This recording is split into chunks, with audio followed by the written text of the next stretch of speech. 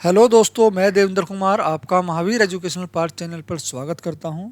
दोस्तों, आज हम सीटेट का 1 फरवरी 2023 और 7 फरवरी 2023 मैथ पेडागोजी का प्रीवियस पेपर हल करेंगे और उसके सभी विकल्पों को व्याख्यात्मक रूप से भी समझेंगे। दोस्तों, हमारा पहला क्वेश्चन है, फैजा कहती है कि 1/8 और 1/2 से बड़ा भिन्न है। फैजा कहती है कि 1/8 1/2 से बड़ा भिन्न है। तो फैजा द्वारा की गई इस त्रुटि के लिए निम्नलिखित में से कौन सा सर्वाधिक उपयुक्त है। फैजा ने इस भिन्न की अवधारणा को समझने में गलती करी है, लेकिन इसके लिए कौन सा सर्वाधिक उपयुक्त होगा। यह एक डैश है, कार्य विधिक त्रुटि, अवधारणात्मक त्रुटि, लापरवाही से हुई त्रुटि या फिर भाषा की त्रुटि। दोस्तों, फैजा ने 1/8 8 को देखकर ये कहा कि 1/2 से बड़ा भिन्न है 1/8। ठीक है, यहाँ वो कन्फ्यूजन है, जबकि उसको ये नहीं पता है कि जितना बड़ा हर होगा उतना ही छोटा भिन्न होता है। ठीक है ना, जबकि 1/2 1/8 से बड़ा है। यहाँ फैजा कह रही है 1/8 बड़ा है 1/2 से। तो ये उसकी कौन सी त्रुटि है? ये अवधारणात्मक त्रुटि है, या लापरवाही से हुई त्रुटि है, भाषा की त्रुटि है, या कार्य विधिक की त्रुटि है? तो दोस्तों, ये है अवधारणात्मक त्रुटि। फैजा की कौन सी त्रुटि है? अवधारणात्मक त्रुटि। यहाँ फैजा अवधारणा से संबंधित त्रुटि कर रही है, भिन्नों की अवधारणा को सही तरीके से नहीं समझ पा रही है। तो हमारा यहाँ विकल्प नंबर 2 सही आंसर हो जाएगा, अवधारणात्मक त्रुटि। दोस्तों, ये ऐसी गलतियां हैं जो छात्र तब करते हैं जब उन्हें गणित की अवधारणाओं की पूरी समझ नहीं होती, इसलिए वे इस प्रक्रिया में त्रुटि कर बैठते हैं। दोस्तों, इस त्रुटि को या भिन्न से संबंधित त्रुटि को किसके द्वारा दूर किया जा सकता है? इसका औपचारिक शिक्षण क्या है? इसका औपचारिक शिक्षण है वृत्तीय किट या दृश्य किट द्वारा। वृत्तीय किट या दृश्य किट द्वारा हम भिन्न की अवधारणा को या भिन्न से संबंधित त्रुटि को सही कर सकते हैं। और दोस्तों, इसमें एक चीज और देखना, भिन्न की या आधा की, भिन्न या आधा, इसकी अवधारणा को समझाने के लिए एक प्रोसेसर होता है, वो नंबरवारी या क्रमबद्ध तरीके से चलता है। तो वो किस तरह से चलता है? सबसे पहले बच्चे को साकार वस्तुएं दिखाएं,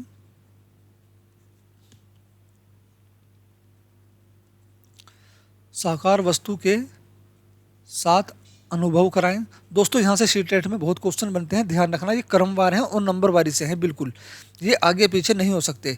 तो सबसे पहले बच्चों को साकार वस्तु के साथ अनुभव कराएं। उसके बाद दूसरा है कहानी या कथन के माध्यम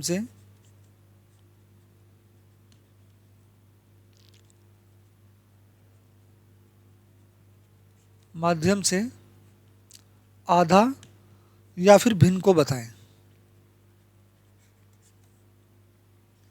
इसके बाद है आधे का चित्र दिखाएं, आधे का चित्र दिखाएं।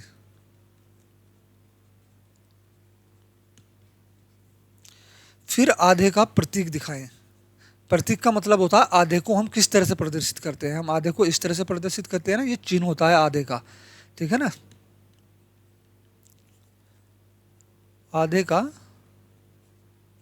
प्रतीक दिखाएं। तो दोस्तों, भिन्न संबंधित त्रुटि हम किसके द्वारा दूर करते हैं? उसका औपचारिक शिक्षण क्या है? वृत्तीय किट या दृश्य किट के द्वारा। और भिन्न की अवधारणाओं को सही तरीके से समझाने का जो क्रमबद्ध तरीका है वो क्या है? तो पहला है बच्चों को साकार वस्तु के साथ अनुभव कराएं। फिर कहानी या कथन के माध्यम से आधे को या भिन्न को बताएं। आधे का या भिन्न का चित्र दिखाएं। फिर आधे का प्रतीक दिखाएं। ये जो है भिन्न की अवधारणा को सही तरीके से क्रमबद्ध लगाने का तरीका है। दोस्तों, यहाँ से बहुत ज़्यादा सीटेट में क्वेश्चन आते हैं, ये क्रमबद्ध ही पूछा जाता है नंबरवारी से। भिन्न की अवधारणा का क्रमबद्ध रूप क्या है? तो ये भिन्न की अवधारणा को समझाने का क्रमबद्ध रूप है।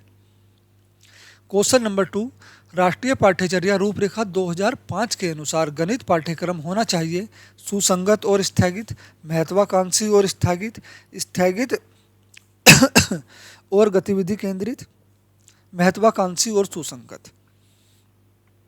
दोस्तों, राष्ट्रीय पाठ्यचर्या रूपरेखा 2005 यानी एनसीएफ 2005 भी बोलते हैं इसको, एनसीएफ 2005 के अनुसार गणित पाठ्यक्रम महत्वाकांक्षी और सुसंगत होना चाहिए। हमारा यहाँ ऑप्शन नंबर 4 राइट आंसर हो जाएगा।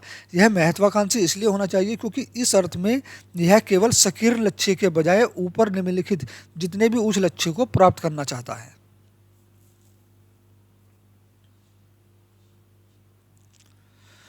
क्वेश्चन नंबर 3, प्राथमिक कक्षा के अधिगमकर्ताओं में बीजीय चिंतन को विकसित करने के लिए निम्नलिखित में से किसी को आधार के रूप में लिया जा सकता है। आकृतियों की पुनरावृत्ति वाले सरल प्रतिमानों से आरंभ करना और फिर ऐसे जटिल प्रतिमानों की ओर बढ़ना जिनमें संख्याएं भी शामिल हों। दोस्तों यहाँ सरल प्रतिमान से आरंभ करेंगे और जटिल प्रतिमान तक जाएंगे। यहाँ एक शिक्षण सूत्र का पालन हो रहा है, वो मैं भी बताऊंगा आपको।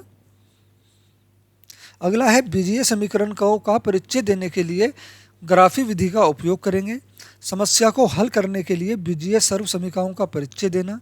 दैनिक जीवन में बीजगणित के उपयोग पर बल देना।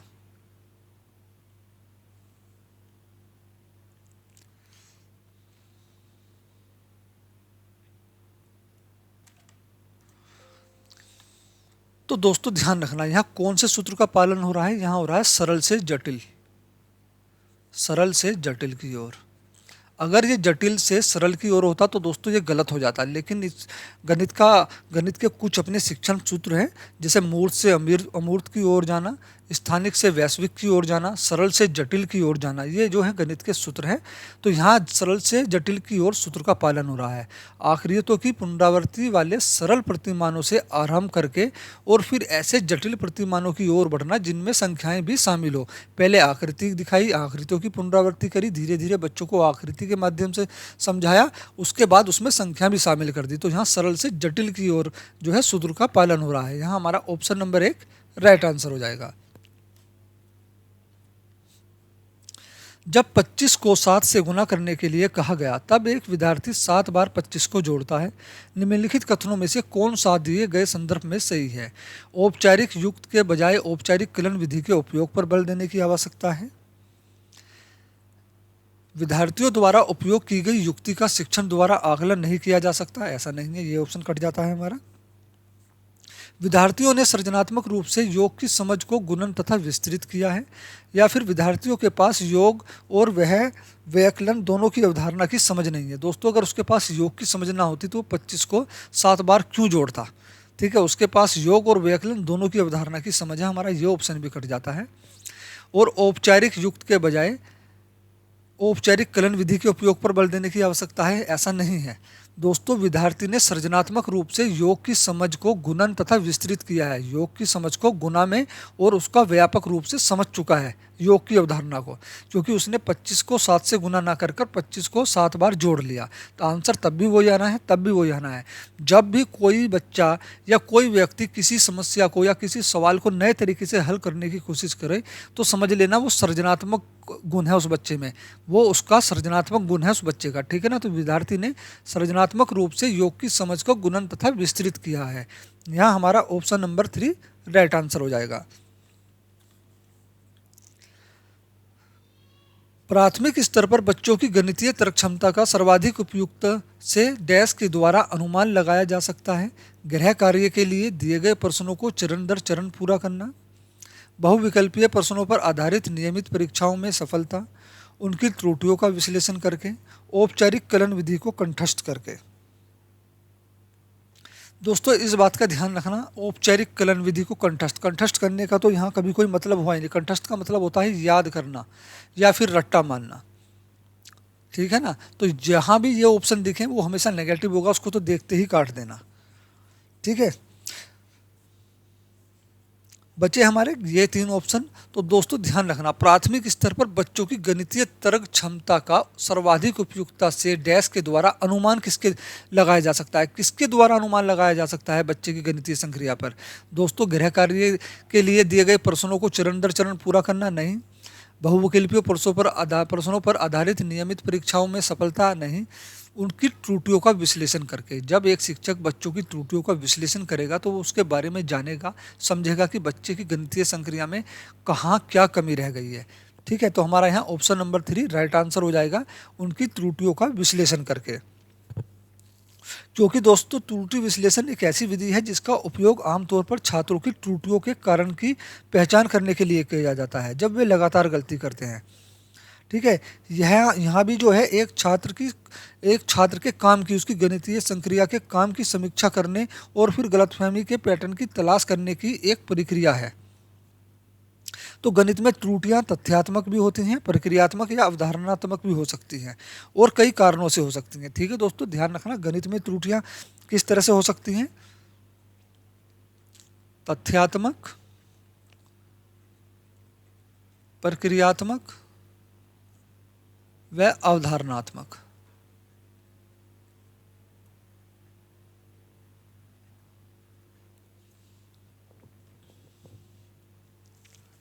तो हमारा यहाँ ऑप्शन नंबर 3 ही राइट आंसर हो जाएगा।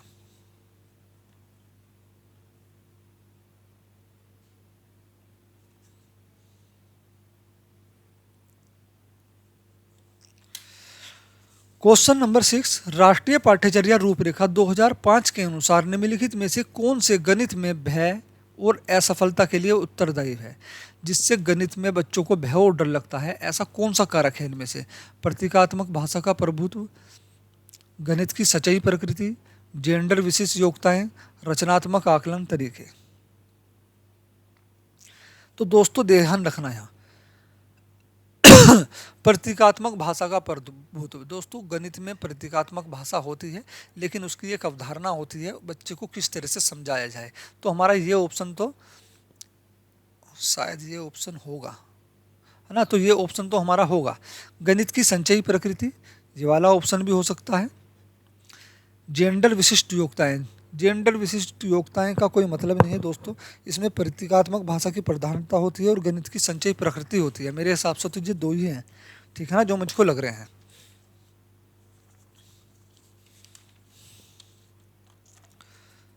तो दोस्तों यहाँ जेंडर विशिष्ट योग्यताएं भी नहीं होगा, रचनात्मक आकलन तकनीकें भी नहीं होगा, क्योंकि रचनात्मक आकलन का तरीका होता है बच्चे की कठिनाइयों को जानकर उसकी कठिनाइयों को दूर करना।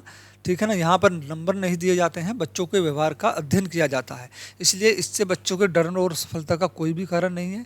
और जेंडर विशिष्ट योग्यता, जेंडर का मतलब है कि जैसे किसी बच्चे को या किसी छात्र छात्रा को ये कह देते हैं कि लड़के गणित में होशियार होते हैं, लड़कियाँ गणित में होशियार नहीं होती, इसीलिए लड़कियाँ गणित में भय और असफलता के लिए उत्तरदायी होती हैं, इसीलिए गणित से लड़कियां डरती हैं, इसीलिए जो है मैथ में असफल हो जाती हैं। नहीं, ऐसा भी कुछ नहीं है, ठीक है ना। लेकिन प्रतीकात्मक भाषा का प्रभुत्व, क्योंकि गणित में ज़्यादातर प्रतीक या चिन्ह के द्वारा ही समझाया जाता है बच्चे को, और गणित की संचयी प्रकृति, इन दो के कारण। तो हमारा यहाँ ऑप्शन नंबर 2 राइट आंसर हो जाएगा, ए और बी। अगला क्वेश्चन है दोस्तों हमारा, एक आयत से किसी समांतर चतुर्भुज का क्षेत्रफल निकालते हुए सबसे सामान्य एक रूपांतर जो शिक्षक इन दोनों आकृतियों के क्षेत्रफल के सूत्रों को संबंधित करने के लिए करता है, वह है पलटना या फिर घूर्णन, यह रूपांतरण संभव नहीं है, या फिर स्थानांतरण। तो दोस्तों हमारा यहाँ पहला answer option number 1 right answer हो जाएगा, पलटना। किसी आयत से किसी समांतर चतुर्भुज का क्षेत्रफल निकालते हुए सबसे सामान्य एक रूपांतर जो शिक्षक इन दोनों आकृति के क्षेत्रफलों के सूत्रों को संबोधित करने के लिए करता है, वह है पलटना, ना कि घूर्णन, ना ही रूपांतरण। इसका रूपांतरण संभव नहीं है, ऐसा भी नहीं है, ना स्थानांतरण। तीनों ऑप्शन हमारे कट जाएंगे। क्वेश्चन नंबर 8, निम्नलिखित कथनों में से कौन सा प्राथमिक कक्षाओं में आंकड़ों का प्रबंधन के शिक्षण से संबंधित नहीं है।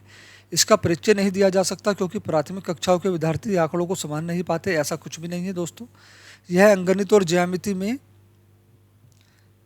गणितीय अवधारणा से संबंधित नहीं है। क्यों नहीं है, बिल्कुल है, तो हमारा ये ऑप्शन भी कट जाएगा। इसका प्राथमिक कक्षाओं में अनौपचारिक रूप से परिचय दिया जा सकता है, क्योंकि प्राथमिक कक्षाओं के विद्यार्थी इसे अपने दैनिक जीवन के अनुभव से जोड़ सकते हैं, ये हो सकता है। पर एक बार अगला ऑप्शन भी देख लेते हैं। यह उच्च संज्ञानात्मक कौशल की अपेक्षा रखता है, बिल्कुल रखता है, जो प्राथमिक कक्षाओं के विद्यार्थियों के पास नहीं होती, ऐसा नहीं है। ठीक है, संज्ञानात्मक कौशल की या संज्ञानात्मक चिंतन की जो विकास की वृद्धि होती है, या संज्ञानात्मक कौशल जो होता है वो सभी बच्चों में होता है। तो यहाँ हमारा ऑप्शन नंबर 3 राइट आंसर हो जाएगा।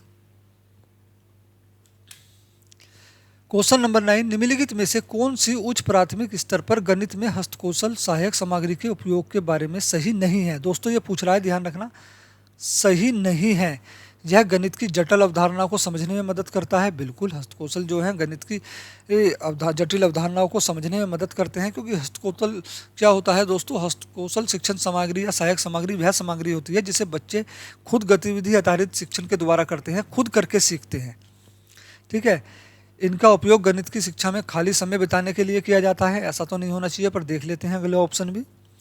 इनका उपयोग आकलन के लिए एक शिक्षण शास्त्रीय संसाधन के रूप में किया जा सकता है। बिल्कुल, यह गणित की अमूर्त अवधारणाओं के मूर्त प्रस्तुतिकरण में मदद करते हैं। बिल्कुल करते हैं, लेकिन दोस्तों इसका उपयोग गणित की कक्षा में खाली समय बिताने के लिए किया जाता है, यही हमारा ऑप्शन नहीं है और ये यही पूछ रहा है, तो हमारा ऑप्शन नंबर 2 राइट आंसर हो जाएगा।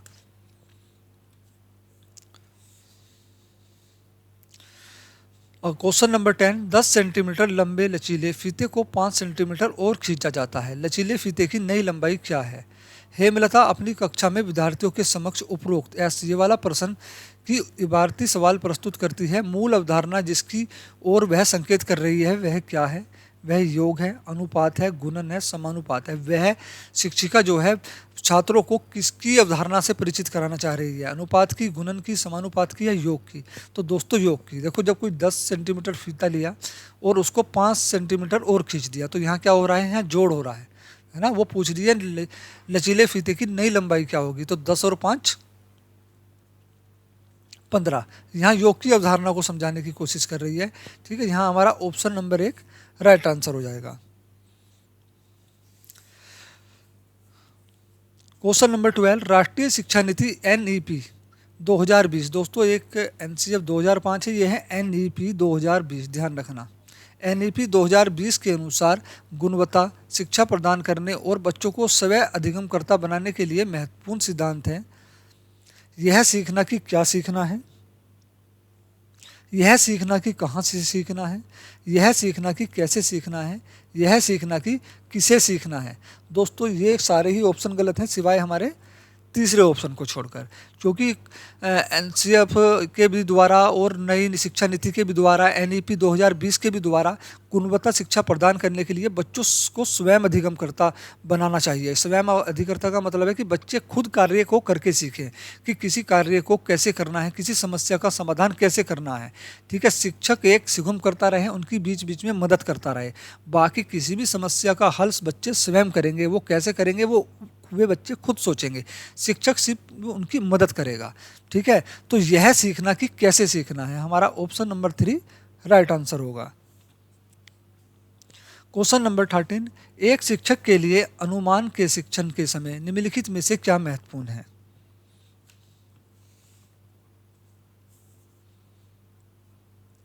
शिक्षक को यह समझना कि अनुमान लगाने का एक ही श्रेष्ठ मार्ग है। शिक्षक को उन विद्यार्थियों के उत्तरों की अपेक्षा करनी चाहिए जो बच्चे शिक्षक को उत्तर दे रहे हैं, तो शिक्षक को क्या करना चाहिए? उनको अनदेखा करना चाहिए, उनकी उपेक्षा करनी चाहिए जिनके उत्तर अनुमानित उत्तर से काफ़ी दूर हैं। नहीं, ऐसा नहीं करना चाहिए दोस्तों, और ये भी हमारा ऑप्शन गलत है कि शिक्षक को यह समझना चाहिए अनुमान लगाने का एक ही श्रेष्ठ मार्ग है, एक ही रास्ता है, ऐसा नहीं है। शिक्षक को उन विद्यार्थियों को प्रोत्साहित करना चाहिए जिनका अनुमान सबसे निकट है, या फिर शिक्षक को विभिन्न यथोचित उत्तरों के परास या रेंज के लिए अवसर प्रदान करने चाहिए, तत्पश्चात उन पर चर्चा करें। तो दोस्तों हमारा यहाँ ऑप्शन नंबर 4 राइट आंसर होगा। ठीक है ना, ऐसा नहीं है कि जिन विद्यार्थियों के उत्तर अनुमान के निकट है शिक्षक उनको प्रोत्साहित करे और जिनके उत्तर अनुमान से काफ़ी दूर हैं उनको हतोत्साहित करे ताकि वे अगली बार क्वेश्चन को कर ही ना पाएँ, ऐसा नहीं है। ठीक है ना, तो हमारा ये ऑप्शन भी कट जाता है। शिक्षक को विभिन्न यथोचित उत्तरों के पास या रेंज के लिए अवसर प्रदान करने चाहिए, तत्पश्चात उन पर चर्चा की जानी चाहिए। तो हमारा ऑप्शन नंबर 4 यहाँ राइट आंसर होगा। क्वेश्चन नंबर 14, गणित में नैदानिक परीक्षा का प्राथमिक उद्देश्य है माता पिता को बच्चों के लिए घर पर ट्यूशन रखने के लिए बल देना, बच्चों की रिपोर्ट कार्ड का पता करना या रिपोर्ट कार्ड बनाना, गणित में बच्चों की सीखने में रह गई कमियों को समझना, बच्चों को कक्षा के विभिन्न खंडों में बांटना। दोस्तों पहले समझिए नैदानिक परीक्षण होता क्या है। नैदानिक परीक्षण वह परीक्षण है जब बच्चा अपनी क्षमता के अनुसार भी किसी कार्य को ना कर पाए। बच्चे की क्षमता तो है कार्य करने की, ठीक है, उसके पास इतनी बुद्धि है, उतनी शक्ति है कि वो उस कार्य को कर सकता है, लेकिन वो फिर भी उस समस्या को हल नहीं कर पा रहा या उस काम को नहीं कर पा रहा। तो ऐसा वो क्यों नहीं कर पा रहा, इसको जानना, अधिगम के दौरान आ रही कठिनाई को जानना, उसके कारणों को जानना क्या कहलाता है? नैदानिक परीक्षण कहलाता है या नैदानिक परीक्षा कहलाता है। तो नैदानिक परीक्षा का प्राथमिक उद्देश्य क्या है? बच्चों में, गणित में बच्चों की सीखने में रह गई कमियों को समझना। ऐसी क्या कमी रह गई और वो किस कारण से रह गई, ये कमी को समझना नैदानिक परीक्षा का प्राथमिक या पहला उद्देश्य होता है। यहाँ हमारा ऑप्शन नंबर 3 राइट आंसर हो जाएगा। क्वेश्चन नंबर 15, गणित की कक्षा में एक विद्यार्थी कहता है कि एक वर्ग, एक समांतर चतुर्भुज और एक आयत दोनों है। वह आगे कहता है सारे आयत भी समांतर चतुर्भुज होते हैं। वैन हिले की ज्यामिति चिंतन के सिद्धांत के अनुसार विद्यार्थी ज्यामिति चिंतन के किस स्तर पर है? संबंधता, विश्लेषण, दृश्यकरण या फिर स्वयं सिद्धि है। तो दोस्तों ध्यान रखना, वैन हिले के ज्यामिति चिंतन की अवधारणा है या ज्यामिति विचार के 4 चरण होते हैं। कौन कौन से? सबसे पहला है चाक्षुषीकरण, दूसरा होता है विश्लेषण,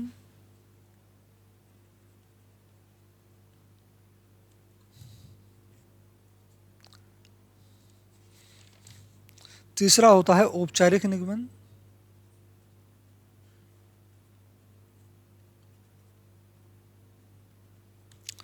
चौथा है औपचारिक निगमन, सॉरी ये है अनौपचारिक,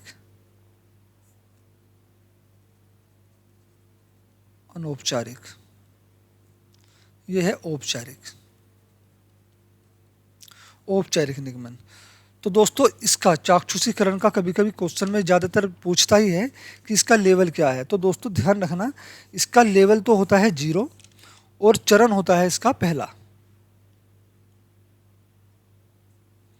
ठीक है। चाक्षुषीकरण का पद होता है पहला जबकि लेवल होता है इसका 0। विश्लेषण का पद होता है दूसरा, लेवल होता है 1। इसका पद होता है तीसरा, लेवल होता है दूसरा। इसका पद होता है चौथा, लेवल होता है तीसरा, ठीक है दोस्तों।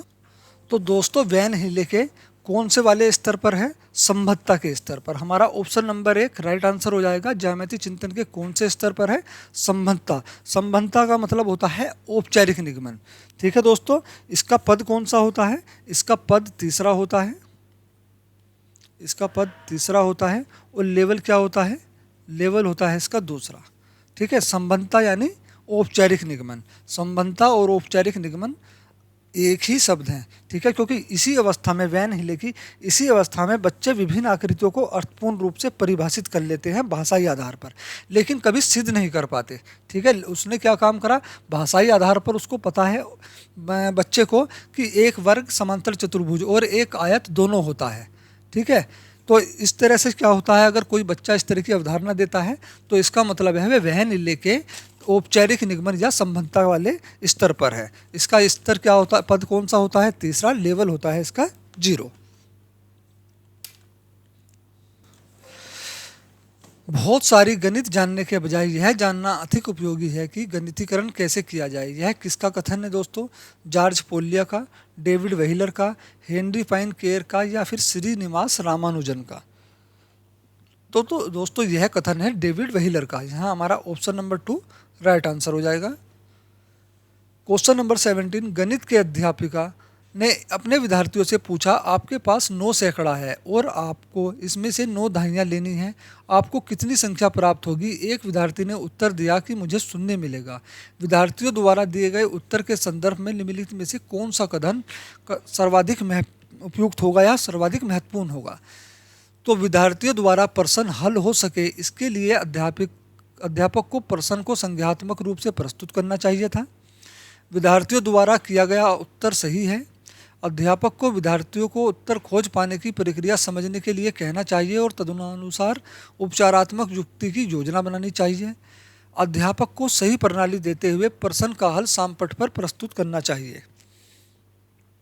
तो दोस्तों इनमें से कौन सा ऑप्शन सही है हमारा? तो ध्यान रखना, हमारा ऑप्शन नंबर 3 है राइट आंसर होगा। अध्यापक को विद्यार्थियों को उत्तर खोज पाने की प्रक्रिया समझने के लिए कहना चाहिए और तदनुसार उपचारात्मक युक्ति की योजना बनानी चाहिए कि बच्चे को निदानात्मक करके उसकी कमी कहाँ रह गई, कहाँ उसने कोई कमी करी, फिर उसके द्वारा उसको उपचार दिया जाना चाहिए।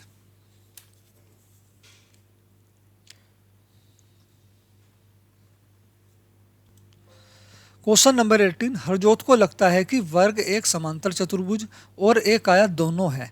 वह वैन हिले के ज्यामितीय चिंतन के किस स्तर पर है?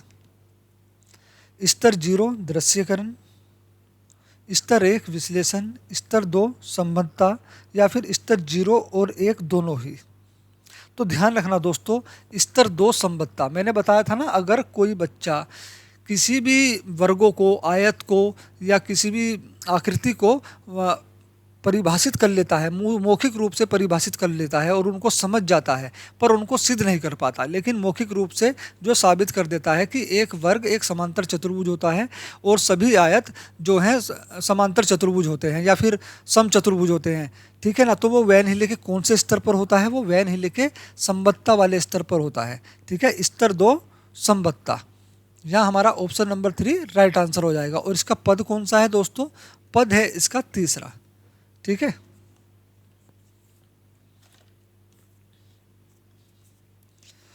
क्वेश्चन नंबर 19, निपुण भारत मिशन के अनुसार बुनियादी संख्या ज्ञान का मुख्य लक्षण है गणितीय चिंतन का विकास, संख्याओं को पढ़ना और लिखना, आकृतियों का आरेखन, दैनिक जीवन में मापन।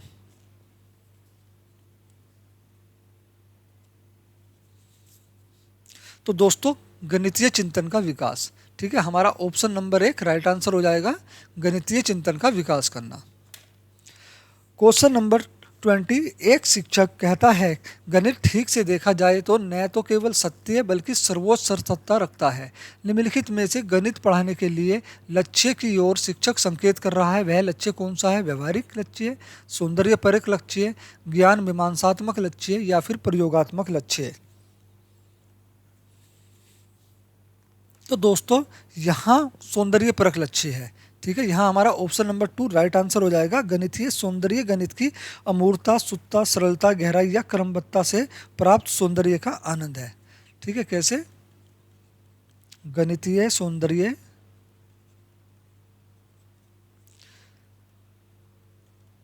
गणित की अमूर्तता,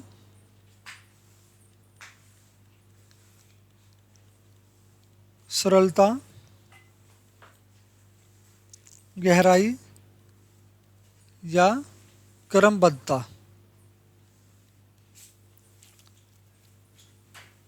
से प्राप्त सौंदर्य आनंद है।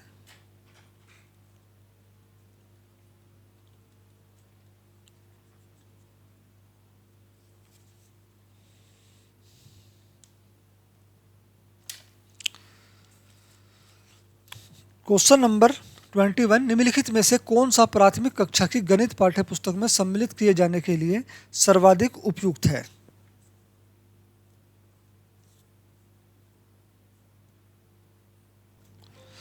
निश्चित समय सीमा में प्रत्येक विषय या पाठ को पूरा करना है, बिल्कुल भी नहीं है, ठीक है ना। प्राथमिक कक्षा में गणित पाठ्यपुस्तक का उद्देश्य ये बिल्कुल भी नहीं है।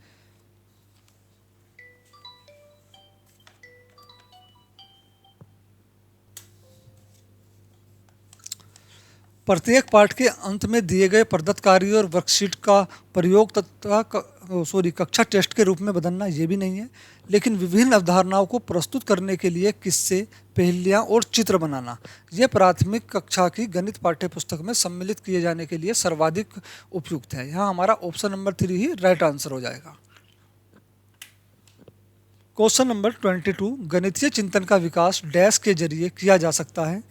बच्चों के साथ संक्रिया करके, दिए गए सूत्र के आधार पर प्रश्नों को हल करके, श्यामपट्ट पर पहाड़ी लिख के, पर्यावरण से चित्रांश बना के। दोस्तों जहां हमारा ऑप्शन नंबर 1 राइट आंसर हो जाएगा, बच्चों के साथ गणितीय खेल खेलने से। गणितीय चिंतन का विकास बच्चों के साथ गणितीय खेल खेलने के जरिए किया जा सकता है, क्योंकि दोस्तों खेल छात्रों को मौलिक संख्या अवधारणाओं का पता लगाने का अवसर देता है, जैसे गिनती, अनुक्रम, एक से एक पत्राचार और गणना रणनीतियाँ आदि के लिए। ठीक है, यहाँ हमारा ऑप्शन नंबर 1 जो राइट आंसर हो जाएगा।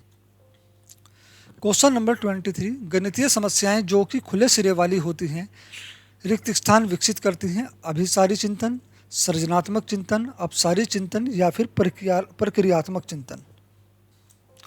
दोस्तों खुले सिरे वाले प्रश्न होते हैं या जो खुले अंत वाली समस्याएं होती हैं उनको क्या बोलते हैं? उनको अपसारी चिंतन बोलते हैं, अपसारी चिंतन। और ये एक बहुत अच्छा चिंतन होता है, जबकि अभिसारी चिंतन नेगेटिव होता है। तो खुले सिरे वाला चिंतन कैसा होता है? अपसारी चिंतन।